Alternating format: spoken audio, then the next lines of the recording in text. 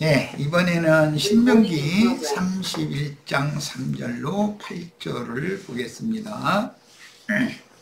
이제 전쟁과 이제 관련되는 말씀이 계속 나올 수밖에 없어요.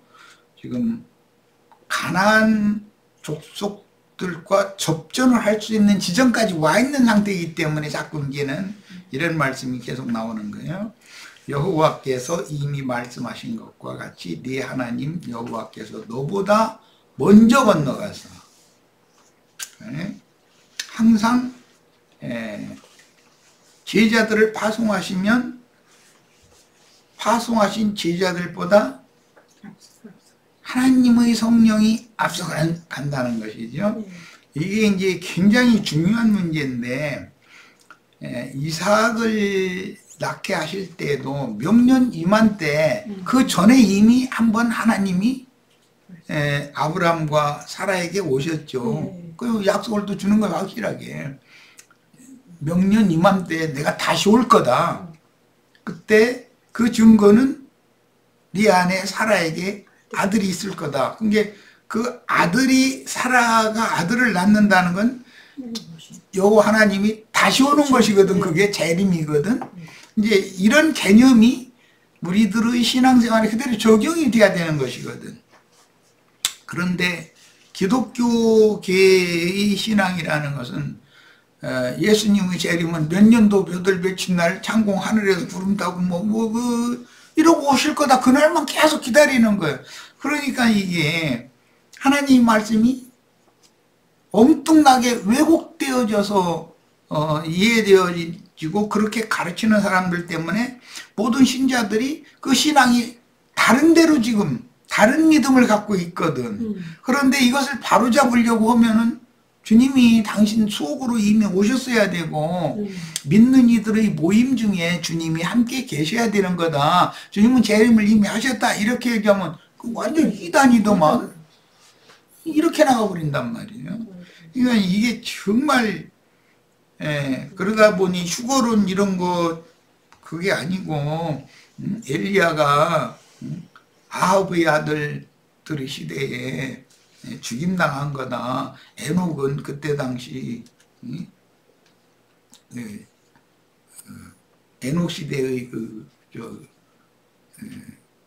카인의 후예였던 라멕 그 시대에 죽임당한 거다. 저기는 이렇게 사탄의 사자들에 의해서 죽임당했을 때 육신의 몸을 이렇게 벗고 그 영혼이 하나님께로 그가 섬기던 하나님께로 그 영혼이 영광 중에 올라간 것을 말한다. 성전한 하나님께로 간 걸 말한다. 이렇게 말하면 자기네들은 이 육신의 몸이 안 죽고 그날 호련히 변화돼 가지고 막 이러고 어디로 갈 거라는 거예요. 자꾸 이런 사람들을 설득한다는 게 쉬운 일이 아니라는 거예요. 자, 항상 가나안 땅 전쟁에서 하나님이 먼저 건너가셔서 전쟁을 하늘 군대의 군대장관 미카엘이 앞에서 전쟁을 지휘를 하고 싸워서 이겨주셔야지 사람이 앞장서서 먼저 나갔다간 다 죽게 돼 있는 거다라는 얘기를 말로는 아무리 하면 그때 그래 그렇지 하는데 사실은 안 믿어 이것을. 이게 참 믿음이라는 게 어려워요. 너보다 먼저 건너가서 이민족이라는 게 이제 가나안 10족속 혹은 7족속들을 여기 이제 신명기에서는 7족속이죠. 7족속을 내 앞에서 멸하시고 내가 그 땅을 차지하게 할 것이며 그러는데 전에 이미 우리는 그 말씀을 나눴지만 정탐을 파견했던 아다림길로 해서 정탐을 가데스에서 몰래 들어가는 그 비밀 통로를 통해서 들어가서 정탐을 하게 했는데 그것이 예수님이 제자들을 12제자 또는 70제자들을 파송을 하셨죠. 팔레스타인 땅 즉 가나안 땅 내에 파송을 하신 건데 그때 돌아와서 귀신들한테 항복을 우리가 받았습니다. 그걸 이제 보고를 했죠. 그러니까 가나안 7족속이라는 건 일곱 귀신을 말한다라는 걸 성경으로 이렇게 성경을 해석하면 아무 무리가 없는 거죠. 정확한 거고. 그런데 사람들은 세상 사람들한테는 온 땅의 세상의 사고들이라는 것이 세상의 영이라는 게 한두 가지가 아니니까 그건 이제 10족속으로 상징한다라는 것을 성경으로 성경을 이렇게 해석하면 아무 무리가 없는 거예요. 그런데 이렇게 해석하면 이단자다 그런단 말이에요. 그렇게 가르침을 받은 적이 없으니까 자신들이 아는 대로만 믿으려고 하거든. 그 땅을 차지하게 할 것이며 여호수아는 네 앞에서 건너갈기라. 여호수아가 진두지휘를 하는 거죠. 이제 가나안 땅 전쟁은 광야의 진두지휘는 모세가 했죠. 그런데 가나안 땅에 들어가면 그때는 진두지휘를 여호수아가 하는데 여호수아 맘대로 하는 것이 아니죠. 광야에선 구름 기둥과 불 기둥이 인도하는 대로 모세는 이상과 계시가 있으니까 그걸 따라서 인도를 했고, 가나안 땅에서는 미카엘, 가브리엘 그 천사장들의 인도를 정확하게 계시를 보는 사람이 인도자가 되는 것이잖아요. 이제 인도자가 바뀌는 거예요. 자, 또한 여호와께서 이미 멸하신 아모리 왕 시혼과, 이것은 가나안 땅 동편의 입구를 이들이 지키고 있었죠. 가나안 땅 지금은 동문을 지키는 원수를 말하는 거고, 가나안 땅의 그 남방 애굽으로 통하는 그 큰 길은 에돔과 모압과 암몬, 아브라함의 육적 장자들이 거기 딱 가로막고서는 못 가게 했던 것이죠.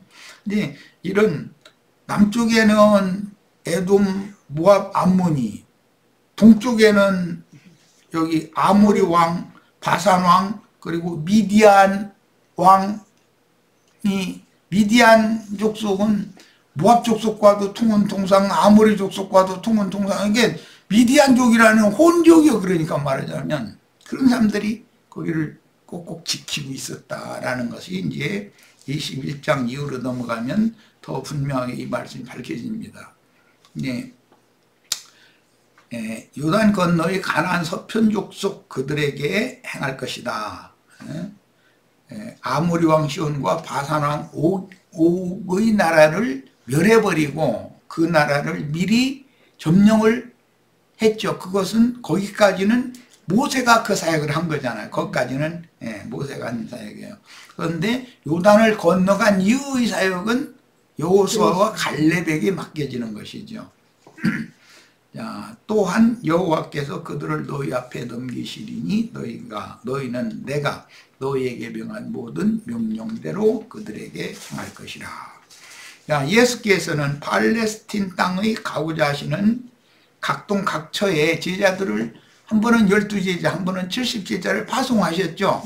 제자들이 돌아와서 기뻐서 고한 것은 귀신들이 우리에게 항복하였습니다. 그래서 그 가나안 땅 정복 전쟁이라는 것은 사람들 속에 있는 귀신들을 쫓아내주는 전쟁을 말하는구나라는 걸 우리는 금방 알 수 있는 거예요. 뭘로? 복음, 진리, 말씀으로 하는 전쟁이다. 이거는. 자, 이제 이런 이치를 알면 안티크라이스트라고 하는 자들이 하나님이 사랑의 하나님이라더니 말이야, 가나안 족속 어린아이 짐승까지 노인까지 다 죽이라고 그러는데 그렇게 무자비한 하나님을 믿느냐고 이제 이러면서 반대하죠. 그런데 그것은 자신 속에 있는 모든 쓰레기들을 싹 청소해라 이제 그 말인 건데, 이거에 대해서 기독교 교회 목회자들이 설명을 우리처럼 이렇게 말씀을 가르침받지는 않기 때문에 그들은 생명의 체험이 없으니까 자신 안에서 육신의 생각과 영의 생각이 대적해서 전투를 해보고 내가 패도 보고 이겨도 보고 한 것이 없다 보니 가나안 땅 전쟁하면 사람 죽이는 전쟁 이렇게 많단 말이에요. 그런데 그것은 육에 있는 사람은 죽이고 영에 있는 사람들로 주님이 나라를 세우는 것을 지금 말하는 것이기 때문에 문자대로는 팔레스타인 땅을 정복하는 이야기지만 하나님은 꼭 팔레스타인 땅만 정복해서 하나님 나라를 세운다는 있을 수 없는 일인 거죠. 온 우주가 다 마귀의 휘하에 이렇게 아담이 마귀에게 그 지배권 다스리는 권을 마귀에게 넘겨버렸기 때문에 그걸 되찾아오기 위해서 지금 하는 전쟁 이야기인데 이것은 모두 신앙 양심과 정신세계의 싸움을 말하는 거다라는 것에 대해서 명확하게 이해가 있어야 돼요. 하나님의 나라라는 것은 무슨 물질적인 나라가 아니죠. 세상 나라와 주님의 나라는 전혀 개념이 다른데 모세가 신명기를 남긴 것은 광야 교회를 마감할 때인 장성한 이스라엘에게 야훼의 말씀을 대신 대언하여 민수기 20장에서 반석에게 우리 번역에 명하여라고 그랬는데 원그게 대언 선포한다는 말이야. 생명수를 갈급한 백성들이 지금은 출애굽 한지 40년이 지난 백성들이 하는 얘기예요. 38년 전과는 다른 거죠. 갈급한 백성들이 마시게 해주지 못한 실패가 모세는 통한으로 남았을 것이라는 건 우리가 알 수 있어요. 이 문제 때문에 가나안 땅 서안에 너는 데리고 들어가지 못한다라는 그런 말씀을 받았기 때문에 출애굽 40년을 채운 백성들을 초신자 대하듯이 또다시 반석을 2번 쳐서 매맞은 반석에서 나온 물을 마시게 한 불신자의 득죄와 야훼를 거룩하게 해드리지 못한 죄스러움이 뼈아픈 통한이 되었기 때문에 광야 끝의 실패로부터 이제 앞으로 가나안 땅에 들어가서는 이렇게 해라 라는 부탁을 하는 말씀이 신명기죠. 자, 그걸 남긴 겁니다. 너희는 강하고 담대하라. 두려워하지 말라. 그들 앞에서 떨지 말라. 이는 내 하나님 여호와 그가 너와 함께 가시며 결코 너를 떠나지 아니하시며 버리지 아니하실 것입니다. 이게 하나님인 육체가 아니니까 육체로 가는 건 아니죠. 하나님의 영께서 이상과 계시가 분명한 여호수아와 그 여호수아를 동역하는 갈렙의 인도를 통해서 이 백성들을 데리고 들어갈 것이거든요. 그러니까 하나님은 영이시기 때문에 영적인 인도를 명확하게 받는 인도자가 이제 당연히 필요한 것이죠. 그래서 여호수아 5장에 보면 그 여리고성을 어떻게 무너뜨릴까? 여리고성이 너무 단단하니까 강고하니까 어떤 들어갈 틈이 없는 거예요. 그걸 이제 고민하니까 갑자기 그 고민하는 여호수아 앞에서 큰 칼을 빼어든 여호와의 군대 장관이 딱 나타나서 내가 너와 함께 한다는 인식을 딱 심어주고는 자신감을 주느라고 이제 그렇게 하신 것이죠. 그러니까 이제 여호수아도 이 백성 인도를 내가 하는 것이 아니라 하나님께서 이 백성의 군대 장관 미카엘이 되셔가지고 그분이 앞에서 싸워주시는구나라는 확신을 하게 이제 한 사건이 나왔죠. 이런 것은 우리 형제 자매님들에게도 동일한 그런 이상과 계시가 필요합니다.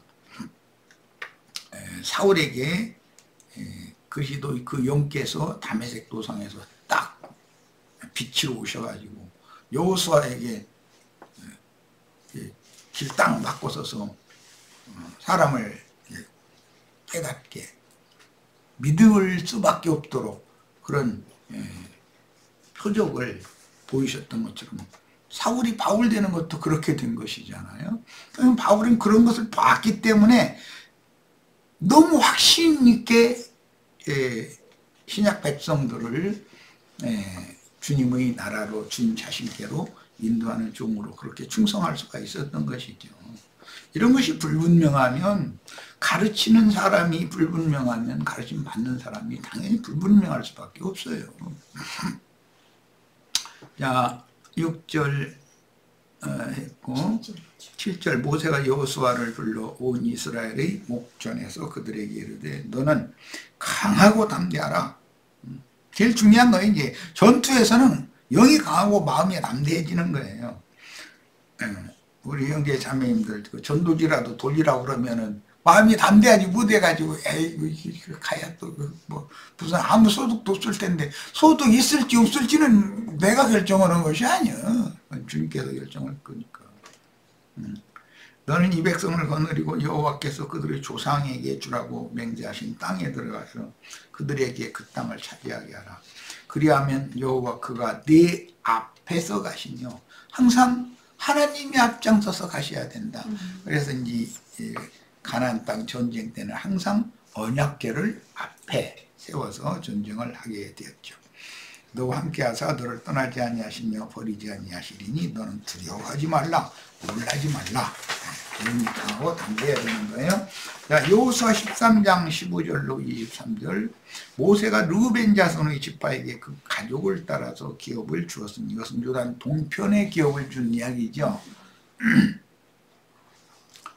시온왕과 바산왕 그 지역을 정복을 하고 나서 그 지역을 모세가 약속으로 미리 주었죠. 그리고 노약자들과 짐승들과 이런 건 거의 그 땅에 그 두 지파 반을 위해서 그 땅에서 거하게 하고 병정들만 다른 지파의 군사들 앞서서 제1선 부대로 앞서서 이제 전장에 나아가게 했죠.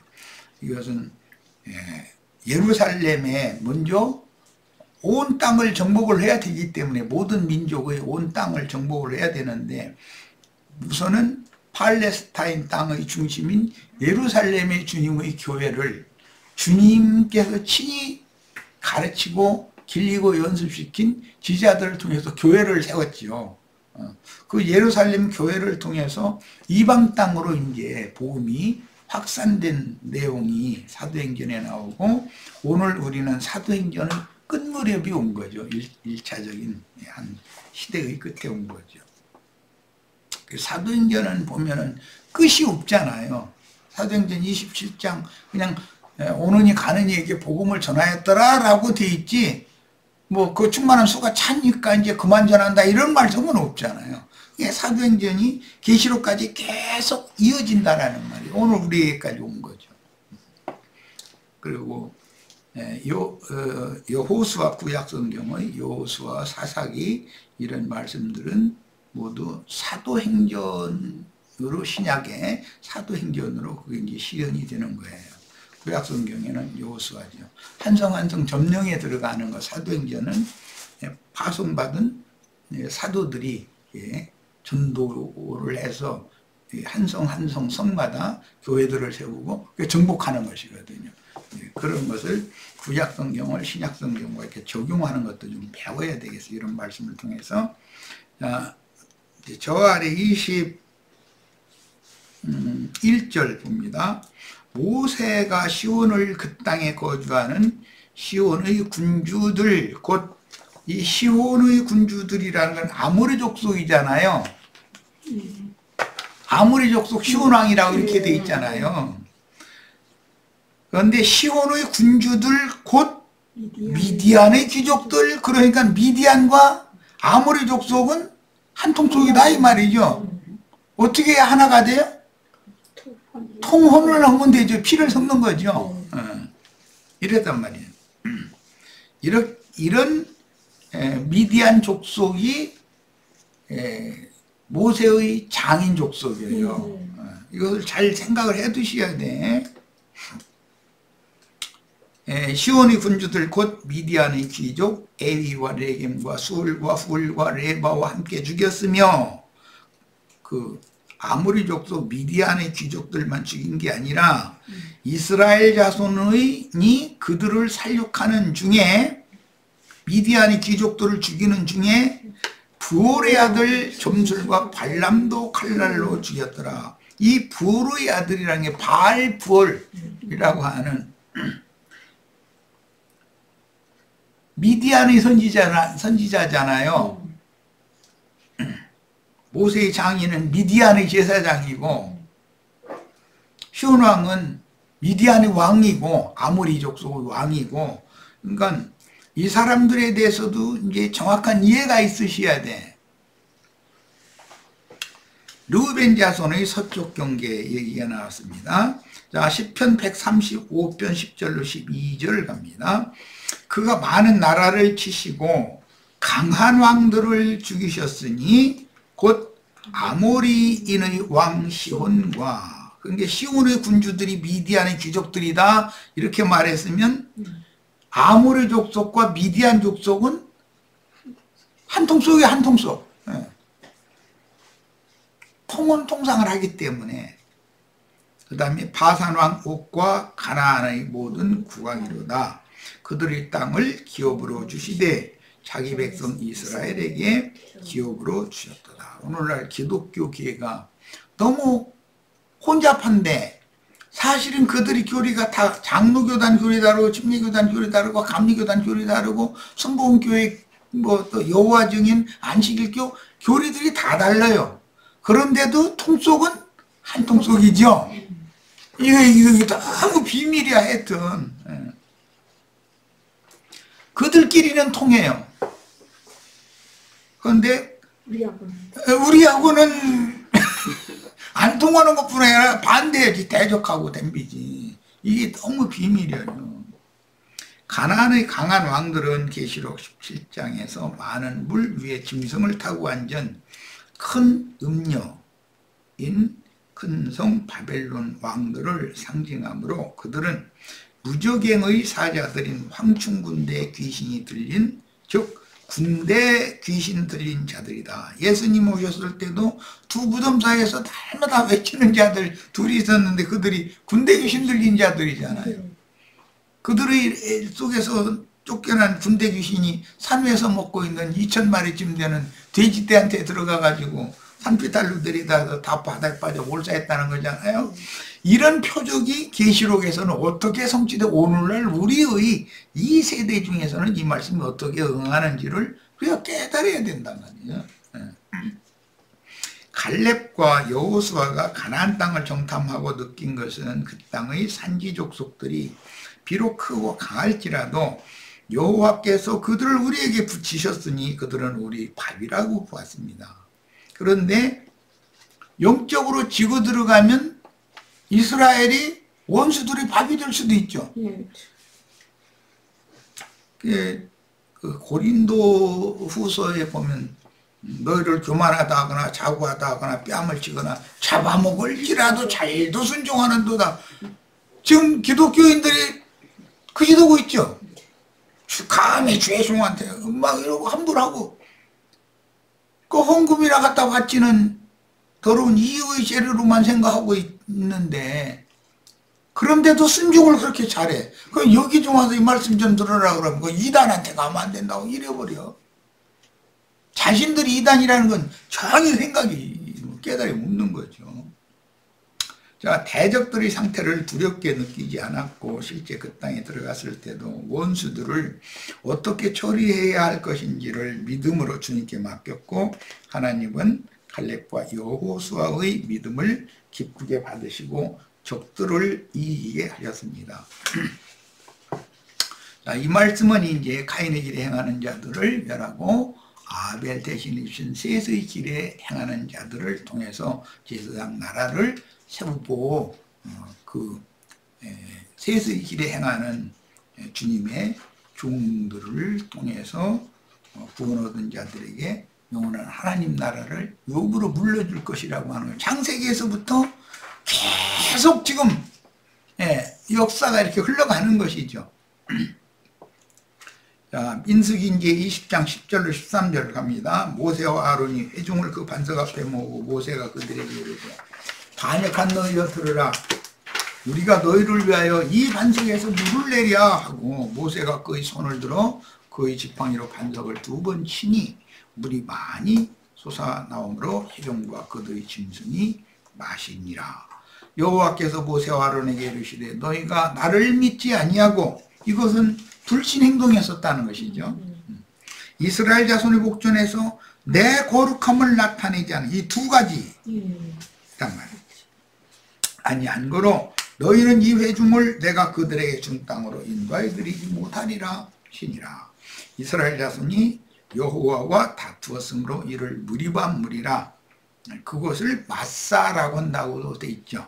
아니라 여호와께서 그들 중에서 그 거룩함을 나타내셨더라 그랬어요. 자, 시편 106편 32절로 33절에 이 내용을 이제 설명하고 있어요. 그들이 무리바물에서 여호와를 노하게 하셨으므로 그들 때문에 재난이 모세에게 이르렀나니 이는 그들이 그의 뜻을 거역함으로 말미암아 모세가 그의 입술로 망령되이 말한 거였다. 이게 선지자들의 해석이란 말이에요. 자, 이것은 시내산 율법으로, 즉 초보의 도를 40년이나 가르쳐서 백성들한테 이렇게 괴물 받고 그러던 그 종교 지도자의 그 교권이라고 하는 것이 모세와 아론을 완전히 사로잡고 있는 것이죠. 그런데 모세가 세운 그 아론 반차의 제사장 제도라는 것, 이스라엘 나라의 제도라는 것이 사실은 미디안 제사장 이드로에게서 나온 것이거든. 이방인의 풍속이거든. 그런데 그것을 계속 반복해서 세뇌를 시키니까 그것이 진리인 줄 알고서 오해하고 있는 거예요. 지금 백성들은 이렇게 될 수 있다. 사람들은 뭔가 거짓이라도 반복해서 이것이 진짜라고 해가면서 또 한 말 또 하고 한 말 또 하고 반복하면은 그 말이 진짜라고 생각하기 때문에 나중에 진리의 증거를 가진 예수님이나 사도들이 와서 다른 말씀을 증거로 하면 또 이단이다 이러고 오히려 배척한다는 거예요. 이게 비밀이죠. 자, 모세가 이때 하나님의 종으로 세움을 받은 인도자로 행한 행실은 종교적인 지휘관념의 타성이 몸에 있고 젖어서 그 영혼은 극도로 타락하여 교만한 종교 지도자의 모습을 그대로 보여줍니다. 오늘날 교권주의자들이 다 모세와 아론과 같은 관념을 가지고 있고 그들의 큰 음료의 일곱 머리들에게 세뇌당한 사람들은, 큰 음료에 속한 사람들은 음료 일곱 머리가 가르치는 것 외에는 나머지는 안 받으려고 그런다. 이제 더 진실한 것을 전해도 그건 진리라고 생각을 않고 오히려 그것을 배척하는 이제 그런 상황이 와버리는 거죠. 이게 모세와 아론의 실패였다. 자, 그 다음에 하나님의 백성들 위에 군림하여 주장하는 자세를 보인 그의 언행에서 니골라당의 교훈이나 니골라당의 행위라는 것은 먼저는 장인을 통해서 니골라당의 교훈이 들어왔죠.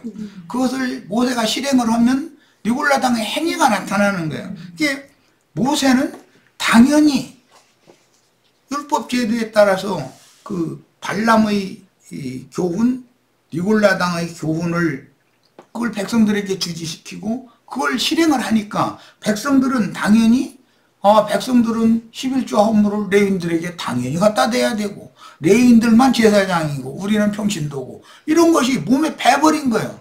그러니까 기독교의 오늘날 목사라는 용어가 성경에 없다라고 내가 가르치면 없어도 수백 년 동안 거의 2000년이 다 되도록 목사 제도가 이어져 왔는데 그 목사라는 말 좀 쓰면 어떠냐 이래버려. 아니 성경에 없는 말을 더하거나 빼거나 하지 말라는 말을 그렇게 우습게 여겨버리면 성경 다 지가 하고 싶은 대로 막 바꿔도 된다는 그런 생각인데 그 사람들이 하나님을 경외하는 마음이 있는 사람들이냐 이거예요. 자, 그가 이 지점에서 인도 직분을 잃고 하나님의 종으로서의 자격을 박탈당하는 것은 오랜 기간에 이스라엘의 광야길 인도자로 수고하면서 가나안 땅에 세워야 할 왕국에 대한 분명한 영적 이상이 불분명한 세상 교계의 교권을 잡은 자들과 방불한 관념으로 굳어졌기 때문이다. 하나님은 아론 반차라는 게 변칙적인 것이고 그 아론 반차에 의한 레위인들은 11조 헌물을 받아서 살해야 되고, 백성들은 11조 헌물 갖다 바치기만 하면 그걸로 끝이고, 이런 것이 이게 하나님이 원래 안먹고 있는 제사장 나라의 실현이 아닌 건데, 이런 것을 예수님이 이제 메시아가 오시면 이것을 개혁하러 오시는 거잖아. 그러면 예수님은 자신들이 지금까지 해오던 전통과 관습을 거부한다 해가지고, 참남한 자다 해가지고 예수를 죽이는 거 아니에요, 정죄에서. 오늘날 이것이 어떻게 우리들에게 적용되는지를 이제 아실 거예요. 종교적인 지위에 대한 관념과 자기는 하나님께서 쓰시는 특별한 사람이라는 의식이 몸에 젖었기 때문에 꼭 이 율법의 저주에서 벗어나지 못한 사람들은 자기를 그렇게 자랑하려고 애를 써보면, 이제 이건 내가 하는 말이지만 그런 사람들 보면 당신이 뭐길래 그렇게 자랑을 하고 그냥 당신은 하나의 죄인일 뿐이야. 너나 나나 뭐가 달라. 당신이나 나나 다른 게 뭐야. 응? 다른 것이 뭔데. 당신 무슨 그렇게 특별한 뭐 주님 앞에서 사랑받을 뭐 그런 특별한 것이 있는 사람이 것처럼 그렇게 하지 말라고. 나는 승자다, 나는 다 된 자다, 그런 생각 버리라고. 이러면 기분 나빠가지고.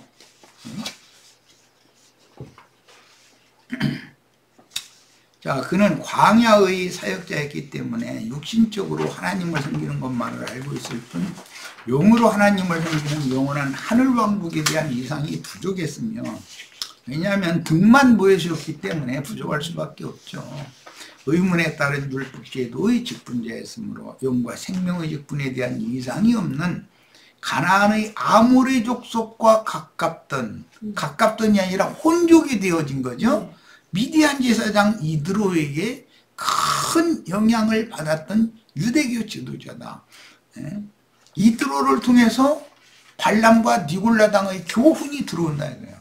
그것을 모세는 실행을 해. 그러면 발람과 니골라당의 행위가 나타나게 마련이다.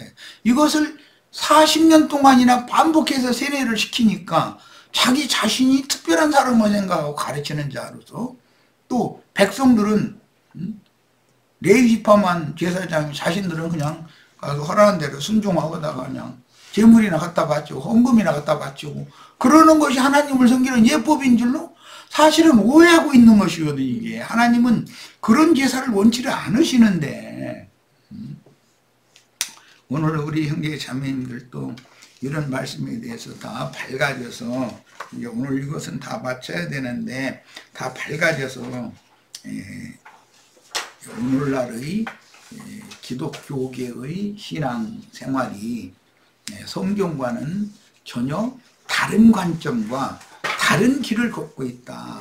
그래서 그들이 가는 길이 크고 넓은 길로 가는 것이고, 그런 길로 가는 것을 방향을 바꿔서 좁고 협착한 길로 가자. 즉 아바림 길 전에 38년 전에 정탐꾼들이 몰래 원서 몰래 가야 되니까 크고 넓은 길로 갈 수 없었던 거 아니야. 비밀이 가야 되지. 그 길로 해서 가라고 그러니까 이 길이 너무 험해서 말이야. 막 이래가면서 이러면 안 된다는 거예요.